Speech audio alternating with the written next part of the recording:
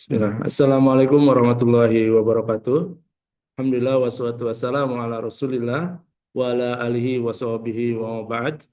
Alhamdulillahirabbil alamin. Puji dan syukur kita panjatkan kepada Allah Subhanahu wa taala atas berkat limpahan rahmat, taufik dan hidayahnya. Alhamdulillah pada siang hari ini Allah berikan kesempatan kepada kita untuk bersama-sama dalam menuntut ilmu yang insya Allah hari ini materi kita insya Allah Ustadz Irfan Doni LCMI Hafizahullah Ta'ala. Salawat serta salam semoga tercurah kepada Nabi kita Muhammad Sallallahu Alaihi Wasallam, kepada keluarga beliau dan juga kepada para sahabat serta insya Allah kepada kita umatnya yang insya Allah istiqomah hingga akhir zaman.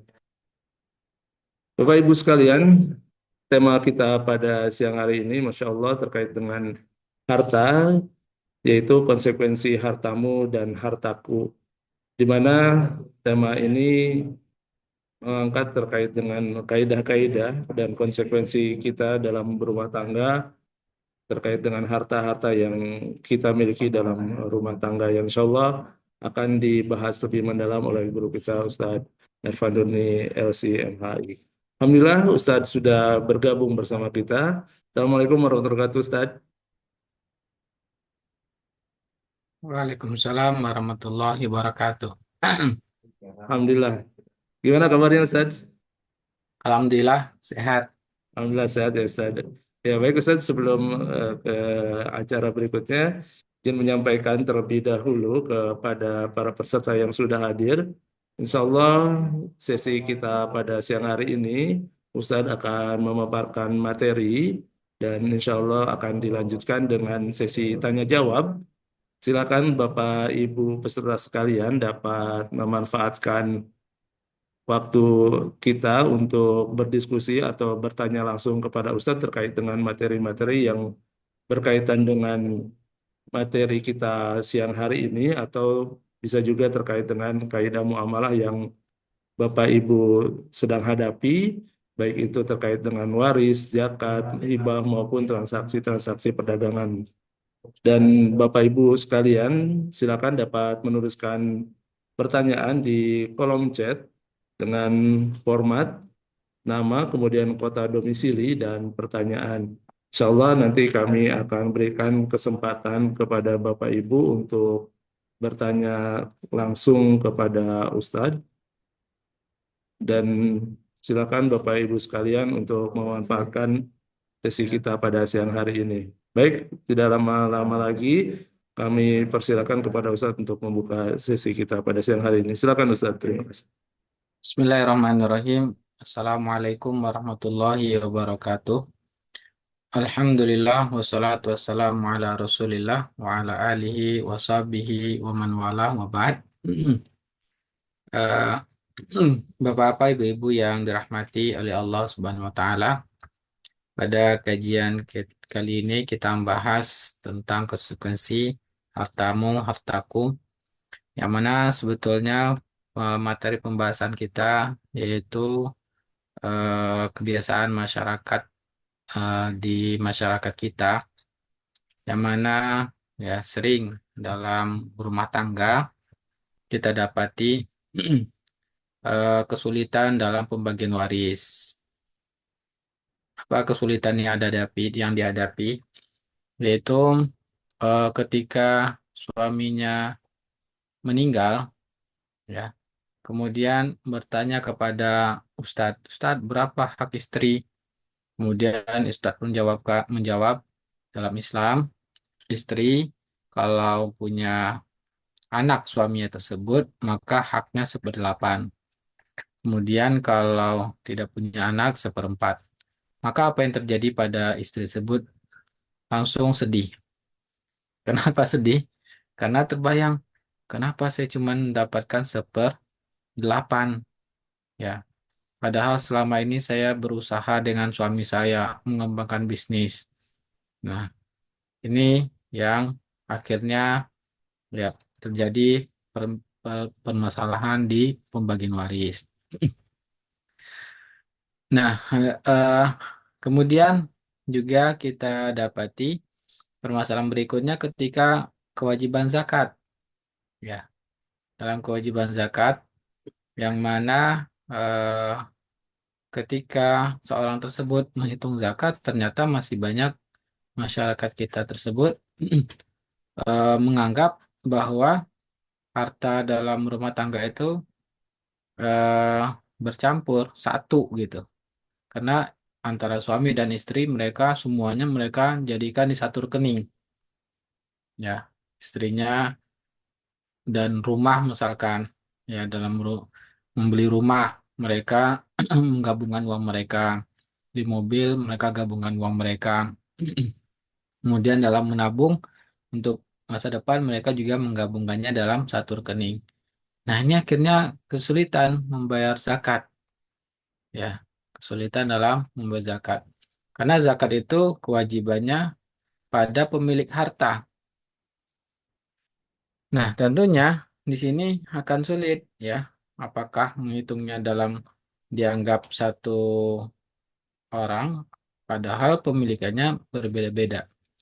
Nah, inilah yang sering terjadi kesulitan dalam menjalankan syariat Allah SWT. Dan kenapa hal ini terjadi? Ya, karena memang realitanya di masyarakat kita, mereka begitu menikah, semuanya harta yang mereka dapatkan, mereka gabungkan, ya. Dan ini yang kita lihat di masyarakat kita mayoritasnya. Ditambah lagi, kenapa demikian? Ya. Selain dari kebiasaan ini merupakan kebiasaan dari orang-orang non-Muslim, ya, yang mana memang kebiasaan orang-orang di negara-negara Eropa, perempuan bekerja, laki-laki bekerja, ya, yang mana perempuan tersebut wajib menafkahi dirinya masing-masing dan laki-laki pun wajib menafkahi dirinya masing-masing. Sehingga mereka setelah menikah, maka mereka menggabungkan harta mereka. Dan di dalam undang-undang pun, undang-undang perkawinan, berdasarkan pasal 35 ya, dan 36 Undang-Undang Perkawinan, maka di sana ada jenis-jenis harta gonogini, ya, penjelasan tentang harta gonogini. Harta gonogini harta bersama. Maka di antara kepemilikan bersama itu harta yang didapatkan oleh istri atau suami pada saat dihasilkan karena usaha masing-masing. Ya, jadi suami bekerja, istri bekerja, dan mereka ya eh, menggabungkan harta mereka. Maka cara pembagian harta gonogini ini dalam undang-undang tersebut, jika tidak ada perjanjian pranikah atau perjanjian kawin, semua harta yang diperoleh selama pernikahan dianggap sebagai harta bersama atau harta gonogini. Kemudian menurut hukum, harta bersama harus dibagi menjadi dua bagian yang sama besar. Satu untuk mantan suami dan satu untuk mantan istri. Nah, ini cara pembagian harta gonogini dalam undang-undang. Ya. Dan ini pun ketika terjadi perceraian menyebabkan banyaknya terjadi perselisihan. Ya, akhirnya rumah terbengkalai, tanah terbengkalai. Kenapa? Karena merasa harta itu milik bersama. Dan undang-undang ini disampaikan siapapun yang bekerja setelah menikah, maka penghasilan dalam pernikahan tersebut jadi milik berdua. Inilah yang ya dari latar belakang masyarakat kita yang awam terhadap ajaran Islam dan lebih cenderung mereka mengikuti kebiasaan dan kebiasaan ternyata kita lihat terpengaruh dengan orang-orang non-Muslim. Ya, padahal kalau kita lihat bagaimana sebetulnya di dalam Islam, mana dalam Islam kepemilikan harta tersebut eh, yaitu Allah Ta'ala berikan kepada siapa yang mencarinya. Ya, siapa yang mencarinya maka dialah memiliki. Artinya memiliki dan dia ber, berwenang untuk eh, untuk melaksanakan yang dia butuhkan dari harta tersebut atau untuk memenuhi kewajiban dari harta tersebut. Ya. Maka dia berhak untuk menginfakannya untuk kebutuhan dirinya atau untuk beramal soleh. Ya, contohnya untuk bersedekah. Dan dia pun berhak, ya ada kewajiban. Dan dia pun ada kewajiban mengeluarkan zakatnya karena memiliki tersebut. Nah, ini yang harus kita pahami. Adapun ketika sudah berumah tangga, ya, maka dalam Islam eh, perempuan tersebut mereka kewajibannya yaitu eh, berbakti kepada suaminya. Dan karena berbaktinya pada suami tersebutlah, ya Allah SWT mewajibkan bagi laki-laki untuk bekerja, menafkahi dan mencukupkan kebutuhan dari istrinya tersebut. Nah, ini aturan di dalam Islam sebagaimana firman Allah SWT, ya, eh, Ar-rijalu qawwamuna 'alan nisa bima faddalallahu ba'dahum 'ala ba'din wa bima anfaqu min amwalihim.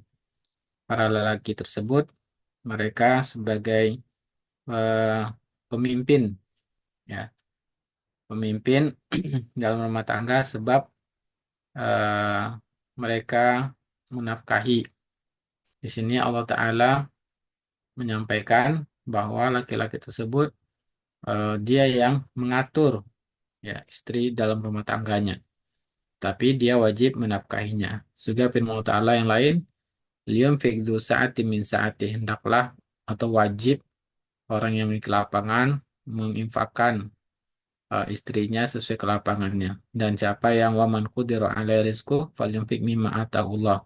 Siapa yang Allah sempitkan rezekinya, maka tetap wajib menafkahi sesuai dengan yang Allah berikan kepadanya.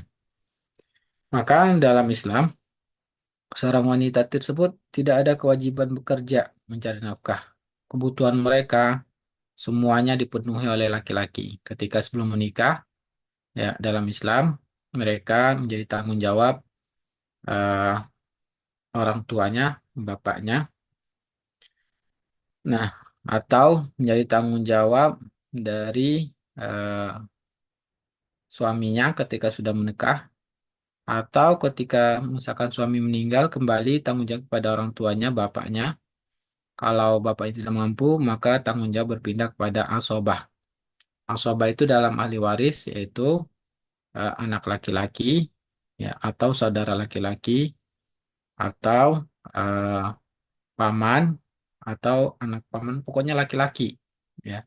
Nah, itu asobah. Maka wanita mereka tidak ada kewajiban bekerja. Kewajiban mereka adalah berbakti kepada suaminya, dan mereka semua kebutuhan mereka harus dipenuhi oleh para lelaki. Dan ketika sudah menikah, maka suaminya. Maka kita lihat dari dalil dalam Quran, dalam hadis Nabi SAW, ya, menjelaskan bahwa eh, laki-laki ketika bekerja, dia memiliki harta tersebut dan wajib menafkahi istrinya. Ya, wajib menafkahi istrinya. Dan istri kalau seandainya bekerja ketika sudah menikah, maka ya harus izin dulu pada suami. Dan jika diizinkan oleh suami, maka hasil pencariannya milik istri. Ya, maka dimiliki oleh istri. Oleh karena itu kita lihat dalam hadis salah seorang istri Rasulullah SAW, beliau memerdekakan budak yang dimilikinya. Ya, kemudian setelah dia memerdekakan dan menyampaikan kepada Rasulullah SAW bahwa dia sudah memerdekakan budaknya. Kemudian baru Rasulullah SAW mengatakan, seandainya engkau berikan kepada bibimu, kepada pamanmu, saya lebih baik. Ya, kenapa? Karena pamanmu juga membutuhkan. Nah, di sini menjadi dalil bahwa harta yang dimiliki istri itu istri berhak, ya, untuk eh, membelanjakan tanpa izin suami. Dan oleh karena itu, ya kewajiban-kewajiban pada harta itu juga maka atas pemiliknya, atas istri itu sendiri. Dan begitu juga para suami, kewajiban zakat, ya. Maka itu menjadi kewajiban suami. Jadi tidak digabungkan harta tersebut. Yang tadi kita lihat dengan penggabungan harta tersebut menyebabkan banyaknya terjadi perselisihan. Kita ketahui bahwa Islam itu diutus tujuannya untuk menghilangkan perselisihan, apalagi perselisihan antara suami istri, ya, yang dulu mereka misalkan pernah menikah dan akhirnya bercerai, akhirnya menyebabkan perselisihan dalam masalah harta. Nah, kemudian juga dengan penggabungan harta tersebut juga sering terjadi perselisihan dalam masalah pembagian waris setelahnya si anak, ya, ada hak-hak ahli waris yang dikhawatirkan akan terzolimi karena tidak diperjelas, ya, atau hak istri itu sendiri ketika bangun rumah tidak diperjelas berapa, ya, harta istri, berapa harta suami. Akhirnya begitu salah seorang di antara mereka meninggal, mereka kesulitan. Mbak, harusnya itu dipisahkan dulu. Ya, harus dipisahkan dulu. Ternyata tidak dipisahkan, akhirnya ada yang terzolimi. Nah, itulah ya realita yang kita hadapi di masyarakat kita ini, dan begitu banyak perselisihan-perselisihan ini yang terjadi di masyarakat, akhirnya kebingungan dalam menghitung zakat, dalam menghitung warisan. Maka kesimpulan dari yang saya sampaikan tadi bahwa di dalam Islam siapa yang mencari harta maka dialah yang memilikinya. Di dalam Islam seorang wanita dimuliakan Allah Ta'ala dengan hanya mengabdi kepada suaminya, dan kemudian kebutuhan mereka itu wajib dipenuhi oleh para suami. Ya. Kemudian ketika istri memiliki harta, dia memiliki kewajiban pada harta tersebut. Di antaranya, ya, Rasulullah SAW eh, berkhutbah di hadapan para wanita ketika khutbah Id. Beliau menyampaikan bahwa saya melihat kalian para wanita merupakan mayoritas penduduk neraka. Maka tasaddaqna, maka perbanyaklah bersedekah. Maka apa yang dilakukan para wanita ketika itu? Mereka segera langsung melepaskan perhiasan-perhiasan mereka dan mereka bersedekah supaya mereka terbebas dari api neraka yang mendapatkan pahala dari Allah Ta'ala. Ini juga di sini menunjukkan bahwa dengan sedekah tersebut melindungi kita dari azab neraka, ya, sebagaimana hadis tersebut, dan juga menjelaskan bahwa ketika seorang wanita memiliki harta itu adalah miliknya. Nah, kalau seandainya berlaku harta gono gini, tentunya harus izin dulu kepada suami. Karena dalam undang-undang pernikahan disampaikan semua harta yang didapatkan setelah pernikahan itu milik berdua. Ya. Nah, jadi ini suatu hal yang bertentangan dengan syariat Islam. Nah, maka dalam Islam kalau memang itu dimiliki oleh istri, maka berhak bertindak pada harta tersebut, tetapi ada kewajiban. Ya. Nah, maka oleh karena itu, dengan penjelasan yang singkat ini memang tidak rinci saya jelaskan, nah, karena lebih banyak kita untuk tanya jawab dan diskusi saja, lebih mendetail sesuai dengan kebutuhan. Ya, karena waktunya yang singkat. Sebaiknya apa yang mesti kita lakukan ketika sudah berumah tangga? Kita harus memisahkan harta masing-masing.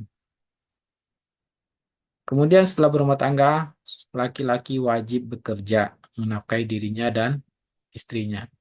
Setelah berumah tangga, seorang wanita wajib mentaati suaminya. Kalau yang bekerja harus izin pada suaminya. Ya. Kemudian kalau setelah rumah tangga, seorang istri memiliki harta, dia harus memisahkan dari harta suaminya. Karena masing-masing ada kewajiban zakat, ya, pada harta masing-masing. Dan sehingga jika seandainya nanti berpisah tidak menyebabkan perselisihan. Ya. Seandainya ada yang meninggal, salah seorang dari pasangan tersebut, juga tidak akan menyebabkan perselisihan. Tidak ada lagi rasa sedih. Sebagaimana di awal tadi kita sampaikan, seorang istri ketika suami meninggal, ternyata dia bertanya pada Ustadz dan Ustadz menjelaskan hanya mendapat seperlapan, dia pun merasa sedih.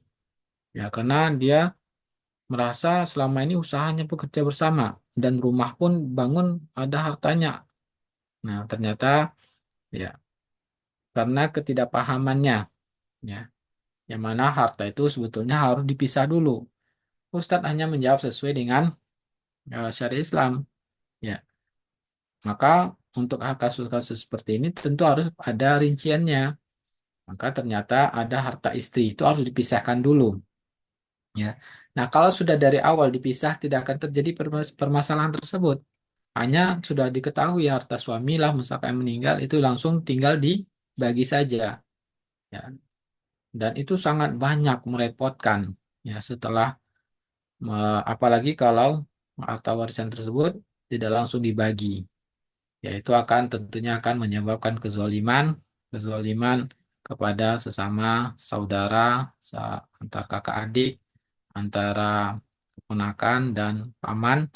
Dan inilah ya, dengan kita menjalankan syariat Islam, ini akan menjadikan kehidupan rumah tangga lebih baik dan terhindar dari perselisihan-perselisihan. Sisa waktu kita lebih mendalam dengan tanya jawab dan diskusi. Ya, silakan Pak Yanu. Ya, baik. Terima kasih Ustadz untuk penjelasannya. Masya Allah, terkait dengan harta terlebih kepemilikan dalam rumah tangga itu ternyata tidak bisa digabungkan begitu saja ya Ustadz ya. Memang harus ada pemisahan antara harta suami maupun istri. Baik Bapak Ibu sekalian, insya Allah kita akan buka sesi tanya jawab. Silakan Bapak Ibu sekalian yang ingin mengajukan pertanyaan seputar materi yang kita bahas pada siang hari ini bisa menuliskan pertanyaannya di kolom chat dengan format nama, kemudian kota domisili dan pertanyaannya. Insya Allah kita akan buka kesempatan untuk Bapak Ibu sekalian berdiskusi dan bertanya langsung kepada Ustadz. Kita dahulukan dulu Ustadz terkait dengan pertanyaan yang berkaitan dengan tema dan insya Allah nanti kita akan buka pertanyaan untuk teman-teman atau Bapak Ibu sekalian yang berkaitan dengan muamalah lainnya. Untuk Bapak Gusti dipersilakan Pak untuk mengaktifkan audionya terlebih dahulu dan bisa langsung bertanya kepada Ustadz. Assalamualaikum warahmatullahi wabarakatuh, Ustadz. Assalamualaikum. Waalaikumsalam warahmatullahi wabarakatuh. Pertanyaan saya sih apa, ya, Ustadz? Saya subhanallah kadarullah, Ustadz, baru tahu sekarang ilmunya bahwa itu harus dicatat. Terus apa yang harus saya lakukan, Ustadz? Kalau saya selama ini setelah 40 tahun tidak pernah mencatatnya, Ustadz. Dan memang ini ada biang-biang kadang-kadang kalau saya lagi kesel, ini yang diungkit-ungkit terus, Ustadz. Saya dan istri bekerja, tapi istri saya bisa bekerja karena saya gitu, Ustaz. Maksudnya istri saya ini profesi, Ustaz, profesi. Jadi Iya, istri saya ini sebagai profesi dan dia dulu saya biayain gitu, Ustaz. iya, Sampai dia berhasil, sampai punya ruko semuanya saya modalin, Ustaz. iya, Nah, inilah yang keributan kadang-kadang, Ustaz. iya. Pertanyaannya apa tadi Pak? Kita diskusi Pak ya, menyelesaikan masalah Pak ya. Iya, Tadi Pak. maksudnya pertanyaan saya itu bagaimana, Ustaz? Apakah sekarang saya mulai mencatat atau gimana, nih, Ustaz? Iya, jadi setelah kita mengetahui tadi bahwa ini yang menyebabkan selalu perselisihan, ya, maka sebaiknya dalam undang-undang pun, undang-undang perkawinan, ya, itu dianjurkan kalau kita misalkan tidak ingin menggunakan harta gonogini ini, maka dibikin pernyataan perjanjian dua pihak bahwa harta masing-masing.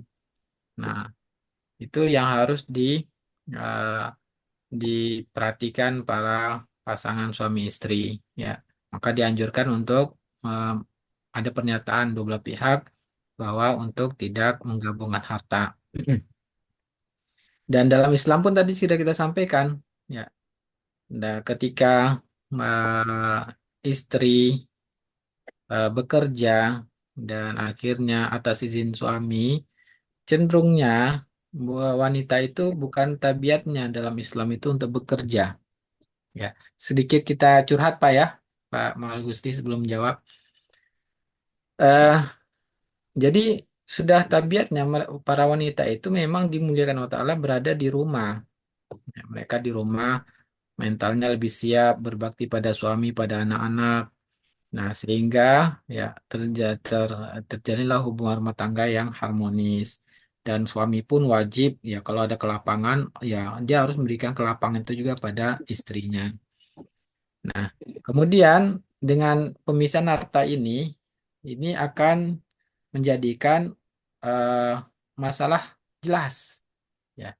Ketika terjadi perselisihan tidak akan diungkit-ungkit. Dan ketika seandainya terjadi perceraian, ya tidak akan ada lagi yang diungkit-ungkit. Ketika seorang meninggal di antara pasangan, tidak ada lagi yang akan menyebabkan kebingungan dalam baginya. Nah, jadi mulai dari sekarang, Pak Maragusti, itu diperjelas dengan istri. Ya, yang mana harta istri, yang mana harta suami, supaya nanti keluarga, anak, atau saudara, atau orang tua tidak bingung ya mewarisi harta yang ditinggalkan. Gitu, Pak. Bentar, saya menambahkan aja. Berarti dari sekarang saya kemudian bagaimana Ustadz? Saya hanya mau nanya, dulu kan istri saya ini menghasilkan modalnya dari saya Ustadz. Apakah itu saya perhitungkan atau tidak Ustadz? Jadi mulai dia kuliahnya sampai dia bangun profesinya, kantor apa semua saya modalin Ustadz. Tergantung Bapak. Bapak modalin itu nganggap sebagai modal atau nganggapnya sebagai hadiah. Wah dulu nggak tahu Ustadz. Dulu kan seperti hukum kita yang apa dia pikir kalau sudah nikah gono gini aja gitu Ustaz. Ternyata kan di Islam dari awal sudah harus dipisah gitu. Nah, bicarakan aja berdua, Pak. Gimana kesepakatannya, Pak? Baik, baik Ustaz. Terima kasih Ya, banyak Ustaz. Jazakallah. iya, Pak. Wah, iya, Kum. Baik, Alhamdulillah sudah terjawab ya Pak Gusti. Insya Allah kita lanjutkan ke pertanyaan berikutnya Ustadz. Ibu, sebentar. Ya, untuk pertanyaan berikutnya mungkin Ibu Anis terlebih dahulu. Silakan Ibu diaktifkan audio dan bertanya langsung kepada Ustadz.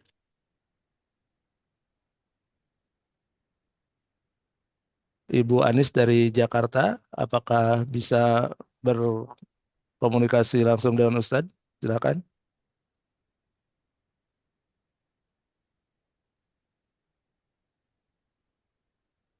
Dibantu unmute, Ibu. Sebentar.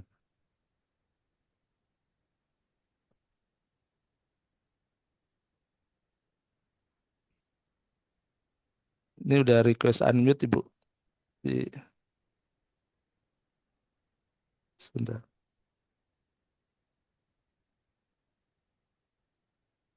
Baik, mungkin kita bantu bacakan saja Ustadz ya. Ada dalil bahwa harta anak laki-laki adalah harta ayahnya. Sampai mana batasannya? Kemudian apakah ini juga berlaku untuk ibu? Dan apakah juga berlaku bagi anak perempuan ke ayah dan ibunya? Ya, dalilnya anta wa maluka li abika. Ya, itu dalilnya kamu dan hartamu adalah anta wa maluka li abika milik dari bapakmu. Nah, ini maksudnya apa? Dalam hadis ini, maksudnya bahwa anak itu adalah hasil dari usaha kedua orang tuanya. Orang tuanya yang mendidiknya dan segala macamnya. Sehingga di sana ya, wajibnya berbakti seorang anak kepada orang tuanya. Artinya, ketika orang tua sudah tidak ada kemampuan, ya tidak ada kemampuan untuk berusaha dan tidak memiliki harta, maka anak itu wajib hukumnya menafkahi kedua orang tuanya. Ya, inilah maksudnya antawamaluka liabika kamu dan hartamu itu adalah milik orang tuamu. Boleh saja seorang bapak sama dengan tadi seorang istri. Ya, ketika Hindun binti Utbah kalau saya tidak salah, istri dari Abu Sufyan tidak diberi nafkah oleh Abu Sufyan, maka mengadu pada Rasulullah SAW. Ya Rasulullah, ya, inna Abu Sufyan rajulun syahih. La yu'tini ma yakfini wa waladi. Dia tidak memberikan yang cukup untukku dan anakku. Ya. Bolehkah aku mengambil dari hartanya secara diam-diam? Maka Rasulullah SAW mengatakan, khuzi ma yakfiki ya, wa waladiki bil ma'ruf. Ambil ya dengan dari harta Abu Sufyan tersebut, hartanya yang mencukupi kebutuhanmu dan anakmu. Nah, jadi di sini menunjukkan apa? Bahwa anak itu dan juga suami wajib menafkahi ya kalau anak menafkahi kedua orang tuanya ketika orang tua tidak mampu. Dan suami wajib menafkahi anak dan istrinya. Nah, seandainya tidak dinafkahi, ya, seandainya orang tua tidak dinafkahi, boleh bagi orang tersebut mengambil harta anaknya, halal bagi mereka. Begitu juga istri, seandainya tidak diberi nafkah oleh suaminya, halal baginya mengambil haknya tersebut. Ya, itu maksudnya. Sampai mana batasannya? Sampai tidak menzolimi si anak. Jadi orang tua boleh mengambil harta anaknya itu hanya sampai tidak menzolimi si anak. Artinya apa? Ya, hanya untuk kebutuhan pokoknya saja dia kekurangan dan anaknya tidak menafkahinya, boleh dia mengambil diam-diam karena itu adalah ada hak orang tua juga di sana. Tapi jangan sampai juga setelah itu si anak tidak terpenuhi kebutuhannya. Nah, itu batasannya. Semoga bisa dipahami. Wallahu taala alam. Baik Ustadz, terima kasih untuk penjelasannya. Selanjutnya kita berikan kesempatan terlebih dahulu kepada Umu Zahra Rumaisa di Bekasi. Dipersilakan Ibu untuk bertanya langsung kepada Ustadz. Tapi sepertinya belum ya. Tadi pertanyaannya tadi apa tadi? Ada anak Ke perempuan anak ya. perempuan, iya. Termasuk juga harta anak perempuan, Ustadz, apakah berlaku juga milik ayah dan ibunya seperti itu, Ustadz? Nah, ya. Dalam hadis memang anta wa maluka li abika. Kamu dan hartamu itu adalah milik bapakmu. Maka apakah berlaku untuk anak perempuan terhadap ibunya dan anaknya? Ya, berlaku secara umum. Ya, seandainya anak perempuan ada memiliki harta dan ibunya tidak memiliki harta, boleh si ibu mengambil harta anaknya sesuai dengan kebutuhannya. Jangan sampai menzolimi anak perempuan juga. Wallahu taala alam. Ya, baik, terima kasih Ustadz.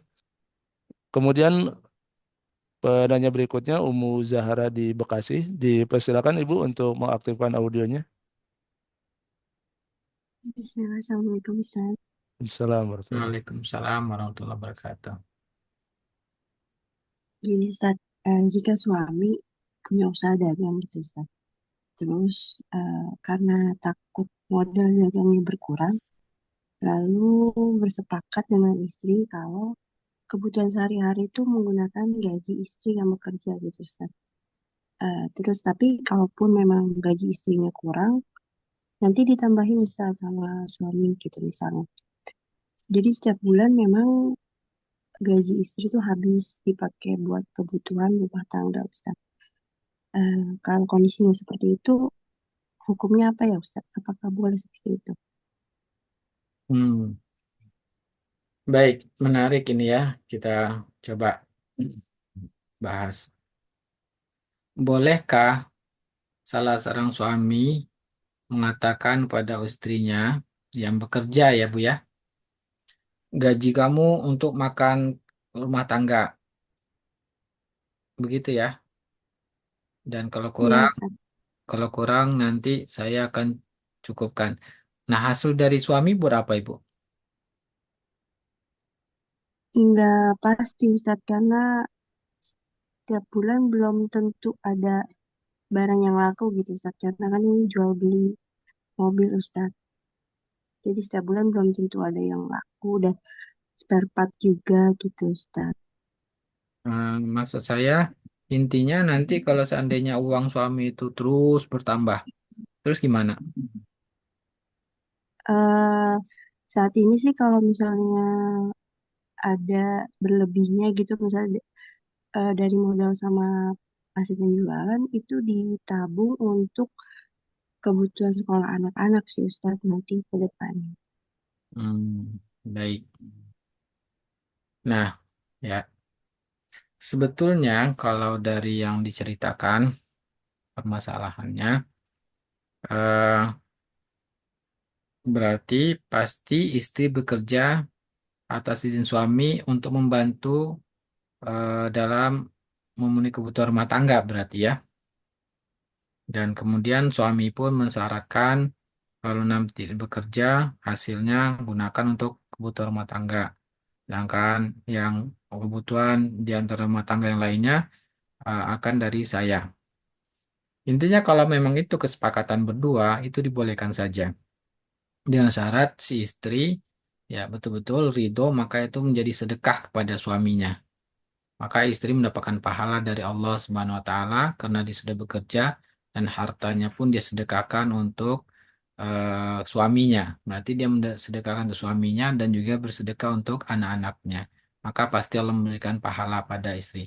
Tapi dengan catatan istri memang harus ridho. Kalau tidak ridho suami berlaku zolim. Wallahu taala alam. Jazakumullah khairan Ustadz. Assalamualaikum. Iya, iya. Assalamualaikum. Waalaikumsalam warahmatullahi wabarakatuh. Ya, alhamdulillah. Baik, kita lanjutkan ke penanya berikutnya. Ibu Yayu di Jakarta, dipersilakan Ibu untuk berkomunikasi langsung kepada Ustadz. Assalamualaikum warahmatullahi wabarakatuh. Waalaikumsalam warahmatullahi wabarakatuh. Ya, Ustadz, apabila seorang istri tidak bekerja, kemudian setiap bulan dia mendapatkan uang dari suaminya, nafkah. Nah, kemudian eh, uang itu sebagian disisihkan untuk ditabung gitu, untuk kepentingan pribadi. Itu dibolehkan tidak? Suami mengizinkan nggak Ibu? Eh, ini sebetulnya bukan cerita saya nih, tapi cerita kakak. Jadi saya kurang tahu, Ustadz gitu. Cuma saya Ya, pengen tahu kalau kejadiannya seperti itu bagaimana seharusnya seorang istri gitu. ya. Maka dilihat dari kesepakatannya seperti apa. Kalau seandainya itu adalah kesepakatannya, suami memang menghadiahkan, berarti eh, itu sudah menjadi milik istri.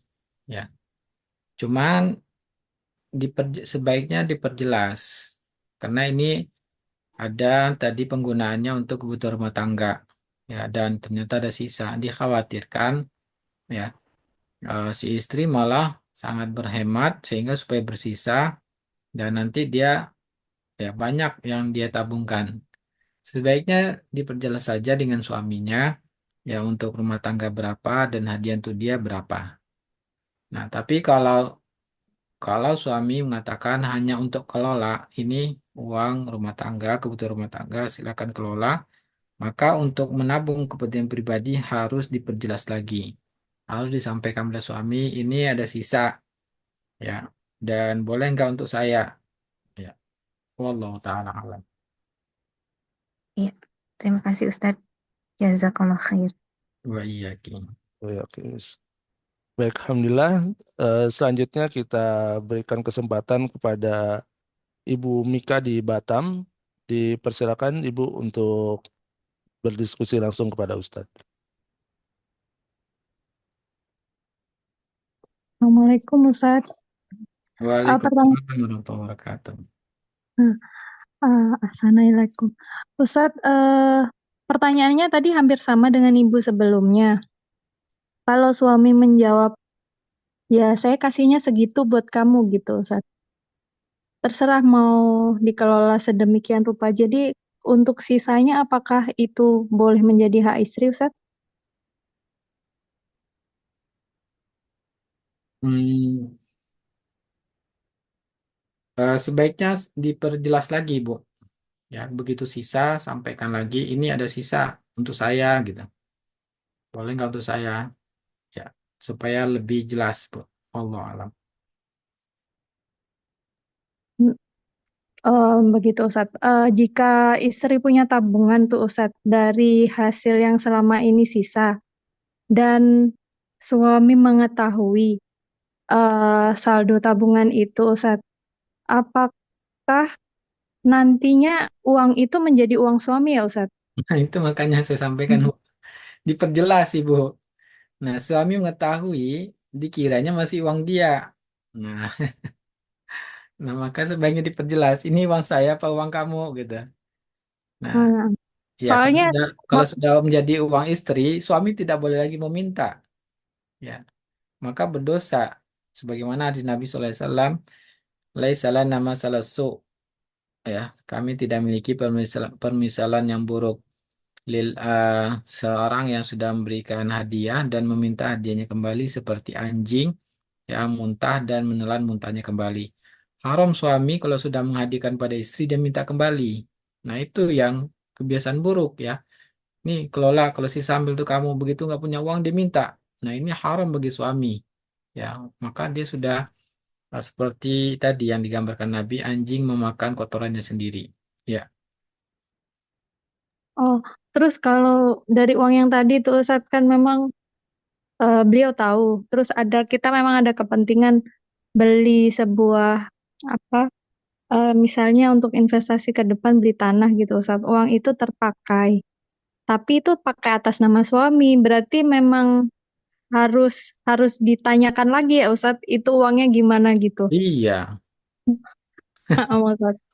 Jazakallah khair, Ustadz. Iya, ini yang sering jadi masalah itu begitu, Ibu. Begitu berpisah, terjadi masalah rumah tangga, diungkit-ungkit nanti. Ya, akhirnya menjadi panjang masalahnya. Nah, itu sebaiknya supaya tidak muncul setan untuk apa celah setan untuk merusak rumah tangga, sebaiknya diperjelas sehingga tidak akan ada muncul masalah yang diungkit-ungkit. Itu berarti kita sendiri yang membuat masalah di rumah tangga. Setan menggunakan masalah tersebut untuk mempermasalah urusan rumah tangga kita. Akhirnya sering bercerai karena masalah sepele. Ya, wallahu taala. Ya, baik, cukup Ibu Mika ya. Cukup Ustadz, Ya, jazakallah khair. Alhamdulillah. Ya, Alhamdulillah. Kita lanjutkan Ustaz ke pananya berikutnya, Ibu Tati. Dipersilakan Ibu untuk bertanya langsung kepada Ustadz.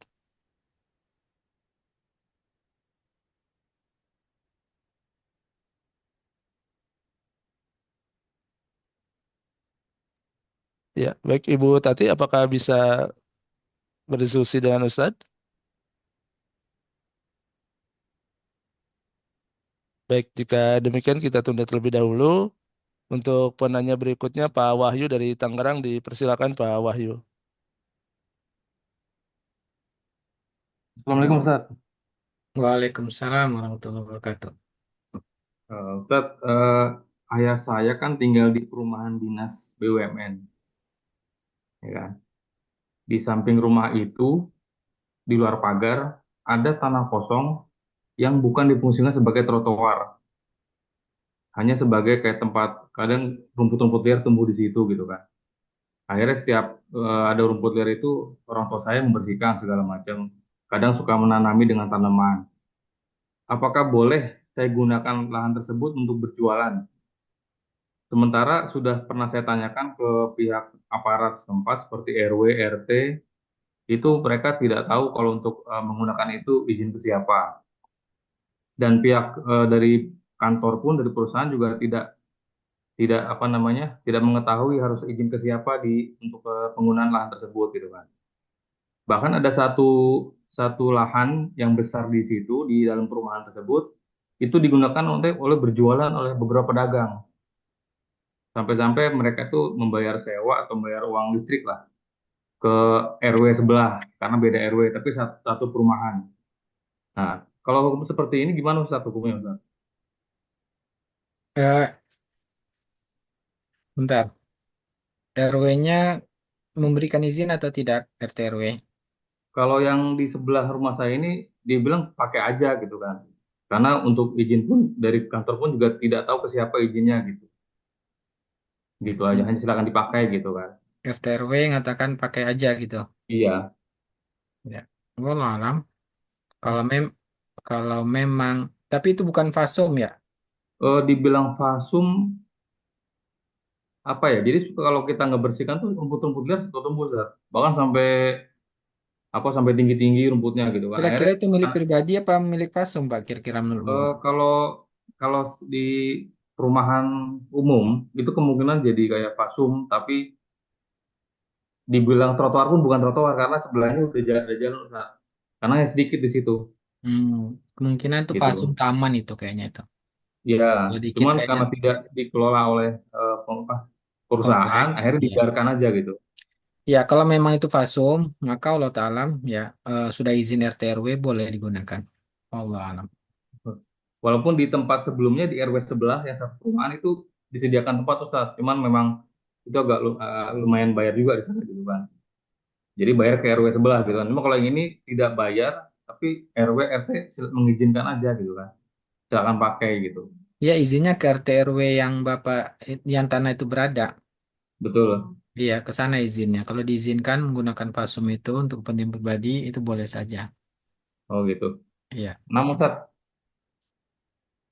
Ya, jazakallahu khair. waiyakum. Ya, baik. Alhamdulillah. Terima kasih Ustadz untuk jawabannya. Kita lanjutkan ke penanya berikutnya.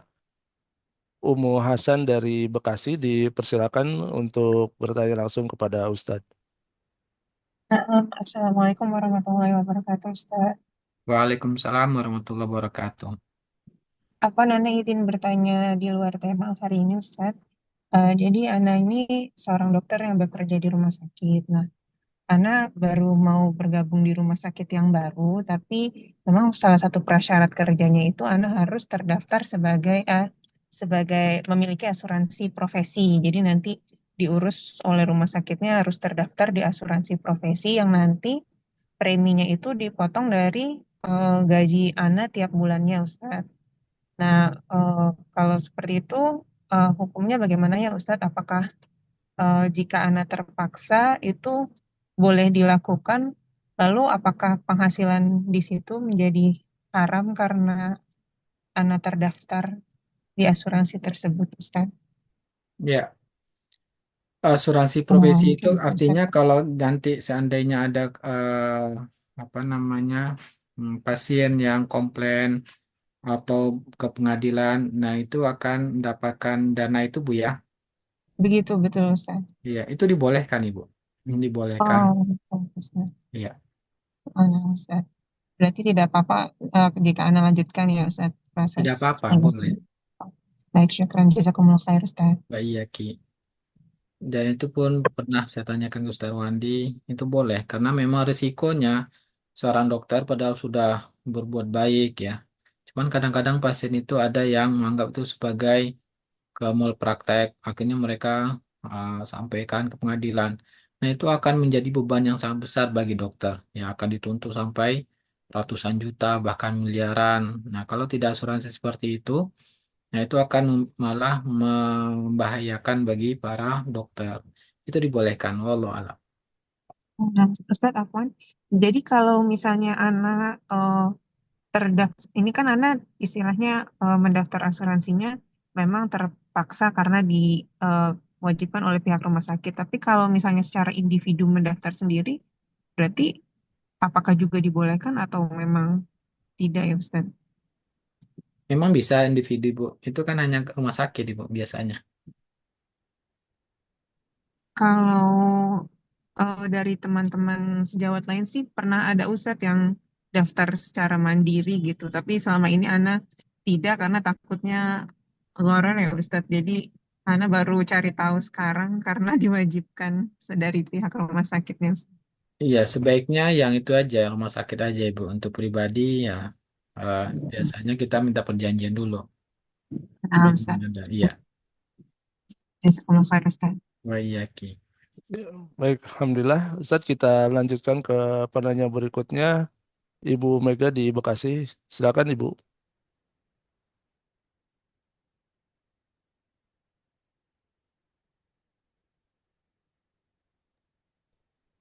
Ibu Mega, apakah bisa berdiskusi dengan Ustadz?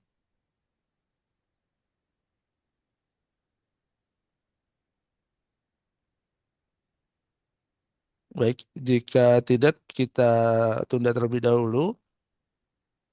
Untuk pertanyaan selanjutnya eh, dari Ibu Suningsih, dipersilakan Ibu diaktifkan audionya.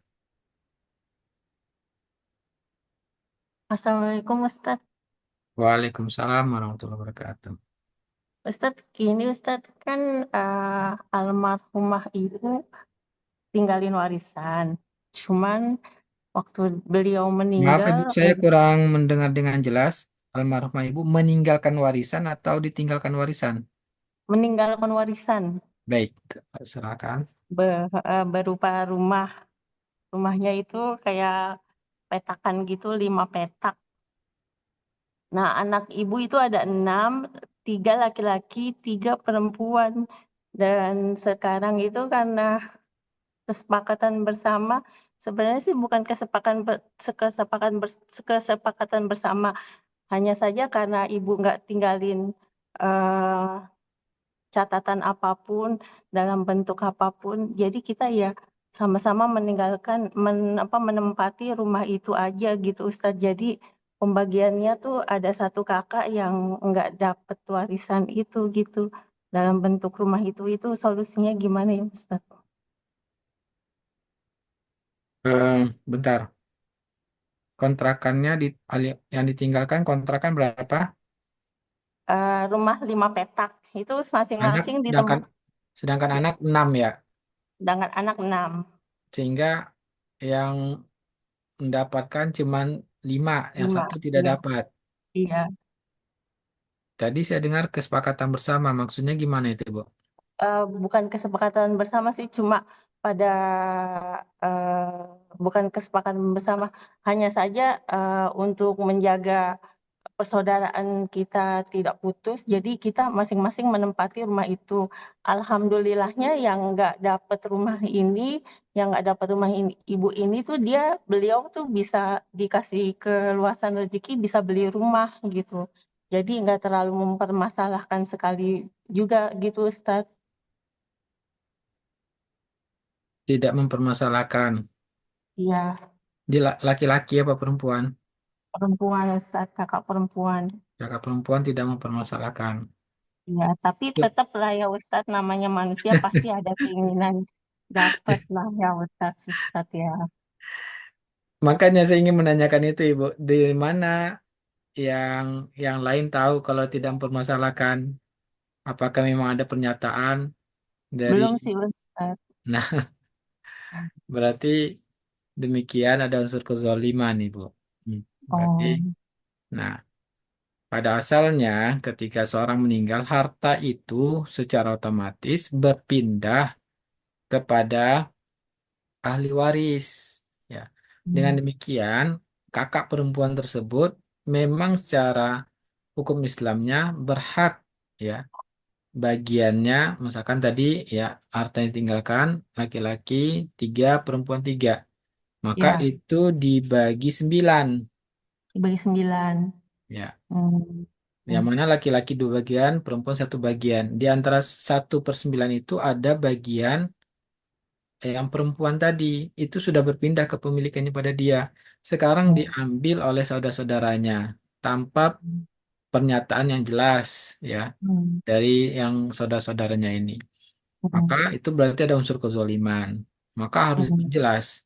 Diperjelas, ya. Ini eh, yang ngambil rumah tersebut, mereka harus minta penjelasan dari yang tidak mendapatkan tadi. Sebetulnya itu sudah menjadi harta dia. Allah menentukan itu harta miliknya. Nah, Iya, jangan diambil secara eh, apa namanya, secara paksa dengan menempati. Nah, itu di akhirat nanti. Maka sebaiknya bagaimana? Sebaiknya yang 5 orang ini betul-betul minta kejelasan bagaimana baiknya dari yang tidak mendapatkan. Wallahu taala alam. syukran Ustadz juga kalau. Wa iyyaki. Oke. Baik. Ya, Ustadz, kita lanjutkan, masih ada waktu. Untuk Ibu Mega, silakan Ibu diaktifkan audionya.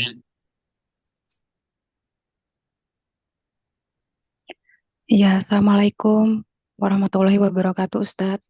Waalaikumsalam warahmatullahi wabarakatuh. Ya, saya ingin bertanya Ustadz. Jadi waktu itu kami sempat konsultasi Ustadz terkait waris Ustadz. Jadi ayah saya baru meninggal dunia. Kemudian Maksudnya konsultasi ke siapa, Ibu? kemarin datang ke kantor Ustadz. Iya, silakan. Coba saya ingat-ingat Bu ya masalahnya Bu ya. Ya Ustadz. Jadi masih ada pertanyaan Ustadz yang baru muncul ketika di rumah. Jadi ayah saya meninggalkan perusahaan Ustadz dan Oh, awal yang Ibu iya, yang sedih ya? iya yang properti Ya, Ustadz. Nah, silakan. itu kan adik laki-laki saya kan waktu kemarin kan sempat nggak ikut ya Ustadz ya. Iya, Nah, ini kan kemarin itu statement dari ibu bahwa di awal mendirikan perusahaan itu kan berdua dengan ibu ya Ustadz. iya, Jadi PT itu kan berdiri selama kurang lebih 10 tahun. Dan iya, di awal eh di awal merintis itu ada kontribusi ibu saya selama 2 tahun di awal. Setelah itu ibu sudah tidak ikut bekerja lagi. Nah, terus dari hasilnya itu ditetapkan bahwa ada saham ibu sebesar 50% Ustadz. Nah, 50%-nya itu kami masih bertanya gitu, apakah dari hasil harta yang dihasilkan setelah menikah itu apabila di awalnya itu tidak ada akad, tidak mengetahui harta masing-masing berapa, itu langsung ditentukan dengan 50% gitu Ustadz.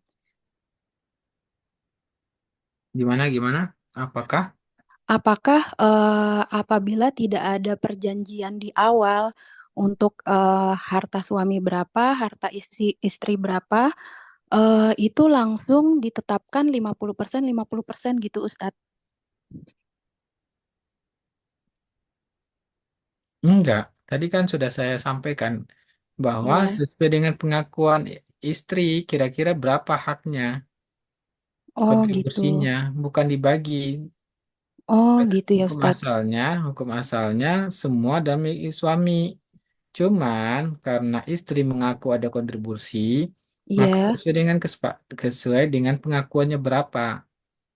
Oh, jadi bukan dari Ustadznya gitu ya yang menentukan 50%-nya itu ya Ustadz ya, tapi dari pengakuan ya Ustadz ya. Iya, sesuai Oh dengan baik. pengakuan, bukan bukan Oh Ustaz. baik. Iya karena kita bingung gitu 50%-nya dari mana gitu. Terus itu yang pertama Ustadz. Terus yang Kan kedua, mengaku, kan ya, pengakuannya dia ikut berdua. Maka iya. kalau berdua berarti 50-50. Oh ya, walaupun di awal saja 2 tahun dan selebihnya itu ayah saya yang bekerja begitu Ustadz. Berarti enggak 2 tahun itu aja. Oh begitu ya. Iya, Baik-baik. Lalu ini Ustadz ada lagi satu lagi. Jadi ayah saya membeli sebidang sawah ya Ustadz ya. Ada sawah yang ayah saya kumpulkan sedikit demi sedikit ketika usaha itu gitu Ustadz. Nah, dari anak dan istri pun tidak ada kontribusi di situ. Jadi ayah saya mengumpulkan sedikit demi sedikit sawah tersebut. Nah, untuk pembagiannya itu sesuai dengan yang laki-laki 2, perempuan 1, dan istri 1/8 Ustadz. iya, iya, Oh iya, baik Ustadz. iya, Cukup. Jazakallah khairan Ustadz. iya, Ki. Baik, Ustadz, izin satu pertanyaan terakhir, Ustadz. Ya, silakan. Ya, Pak Agustian dari Bekasi, dipersilakan Bapak untuk mengaktifkan audionya. Iya, eh, terima kasih, Ustaz. Assalamualaikum warahmatullahi wabarakatuh. Waalaikumsalam warahmatullahi wabarakatuh. Iya, begini, Ustaz. Pertanyaannya terkait harta waris, Ustaz. Jadi kami itu kan ada kakek sama nenek ya, sudah meninggal, kemudian mewariskan harta.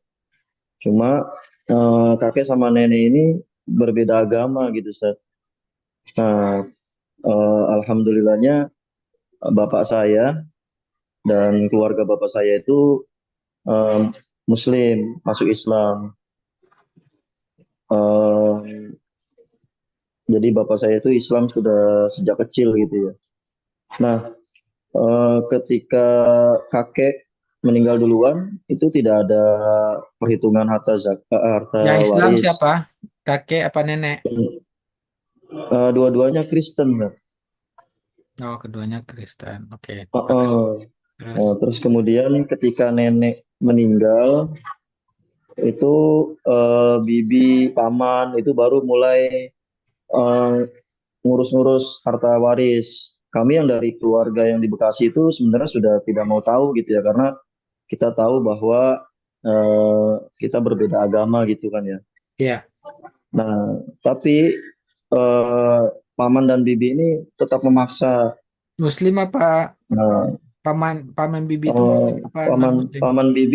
paman bibi non Muslim, Ustaz. Jadi yang Ya, Muslim hanya keluarga teruskan. bapak saja. Teruskan. Nah, qadarulahnya memang bapak kan sudah meninggal duluan sebelum harta itu dibagi-bagi gitu ya. Ya.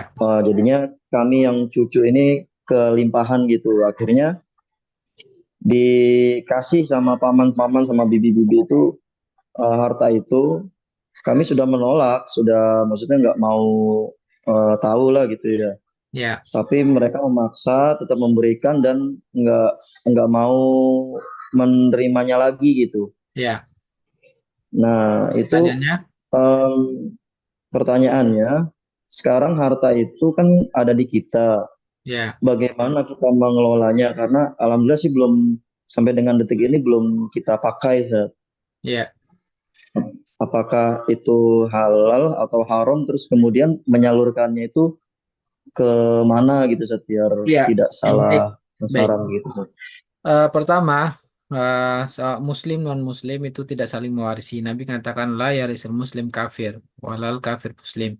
Muslim tidak mewarisi. Ya, maka antara harta nenek dan kakek itu dengan bapak itu tidak ada hak waris bagi bapak. Ternyata saudara-saudara bapak menghadiahkan ke bapak.